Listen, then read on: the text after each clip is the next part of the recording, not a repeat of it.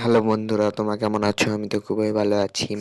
আজকে গিয়েছিলাম ঈদের মানে রোজার ১৬টা যেটা কিন্তু আমরা যাচ্ছি মার্কেটে। মার্কেটে কিন্তু আমরা যাওয়ার জন্য রওনা হয়েছি। আমরা কিন্তু হুন্ডা নিয়ে মার্কেটে যাচ্ছি। সেই হুন্ডাতে তেল নেই দেখে আমরা কিন্তু এখন গ্যারেজে যাবো। এই যে দেখুন গ্যারেজে অলরেডি চলে এসেছি মানে তেলের পাম্পে। সেখান থেকে যে একটু কাপড়ের দোকানে গিয়েছি, তখন কাপড়ের দোকানে ভিডিও করতে দেয়নি দেখে ভিডিও কিন্তু করতে পারিনি। কাপড়ের দোকানে আমি বসে থেকে বোরিং হচ্ছি। সেখান থেকে কিন্তু বাসায় এসে আমি কিন্তু মাত্র ২ টো জিনিস কিনেছি। আপনারা শুনলে হাসবেন, কারণ আমি ৪ রাতে আবার যাব। সেই ২ টো কি জিনিস আমি আপনাদেরকে দেখাচ্ছি। একটা হচ্ছে পাঞ্জাবি আর একটা পাজামা। আর কিছু নিইনি, দেখে আমাকে কমেন্টে জানাবেন যে কেমন হয়েছে। আরেকটা কমেন্ট করেছে ঢং, ঢং কি?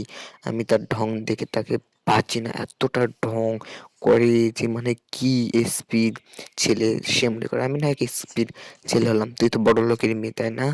বড়লোক ঘরের মেয়ে, তারপর আমাদের ভিডিও না দেখলে তুই এরকম খারাপ কমেন্ট কিভাবে করিস? বুঝছিস? আর একজন কমেন্ট করেছে তুমি বাঁশ দেওয়ার জন্য এক্সপার্ট।